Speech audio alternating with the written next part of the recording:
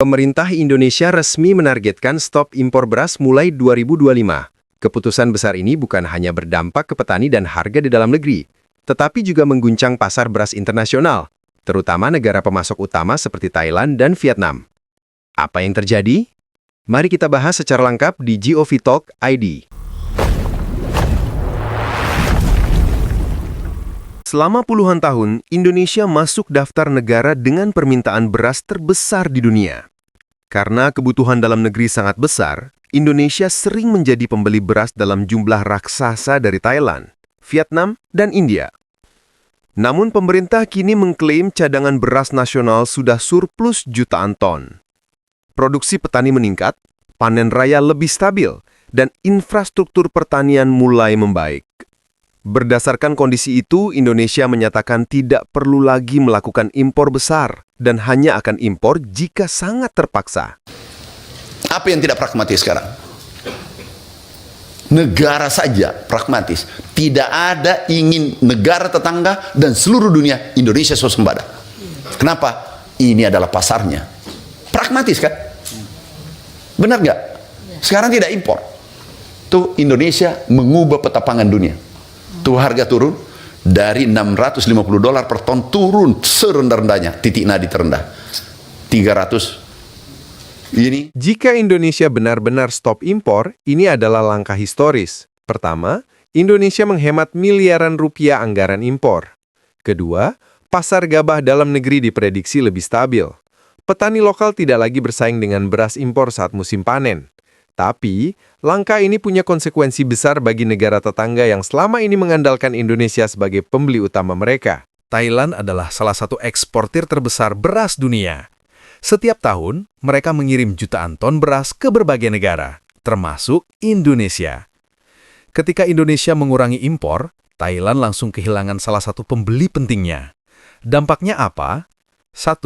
Pendapatan ekspor menurun. 2. Stok menumpuk di gudang.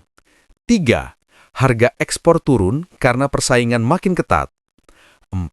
Petani Thailand menekan pemerintah untuk memberi subsidi tambahan. Meskipun tidak membuat Thailand jatuh, keputusan Indonesia memang mengguncang stabilitas ekspor beras mereka. Vietnam selama ini menjadi penyuplai utama beras medium ke Indonesia. Ketika Indonesia menutup keran impor, Vietnam kehilangan pasar besar yang sangat menguntungkan. Efeknya, harga ekspor turun karena kelebihan suplai. Vietnam harus mencari pasar baru seperti Afrika, Filipina, dan Tiongkok. Petani Vietnam menerima harga jual lebih rendah. Industri beras Vietnam bersaing ketat dengan Thailand dan India.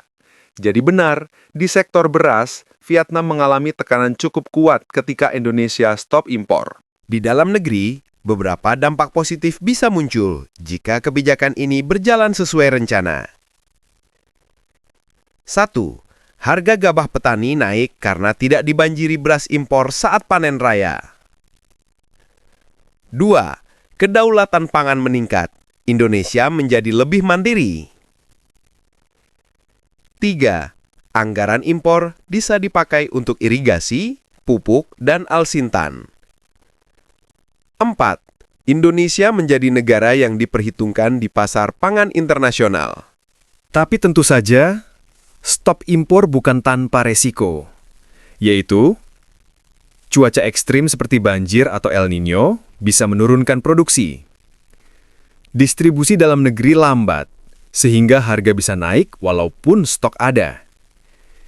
Jika produksi anjlok, Indonesia bisa menghadapi lonjakan harga pangan. Tanpa teknologi modern, produktivitas bisa stagnan. Jadi kebijakan ini harus diimbangi manajemen stok yang kuat. Ketika Indonesia memutuskan stop impor, dampaknya terasa hingga ke Thailand dan Vietnam yang selama ini menjadikan kita sebagai pasar besar di kawasan ASEAN. Keputusan ini mengubah peta perdagangan beras Asia, tentu saja menjadi suatu kebanggaan tersendiri sebagai warga Indonesia. Dan semoga petani Indonesia semakin maju. Karena itu kita harus dukung terus kebijakan ini. Dan berdoa yang terbaik untuk Indonesia agar bisa bangkit menjadi raksasa produsen beras dunia. Menurut kamu, apakah Indonesia benar-benar siap? Tulis pendapatmu di komentar dan jangan lupa like, share, dan subscribe. Dan dukung terus GovTalk ID, nantikan video menarik selanjutnya.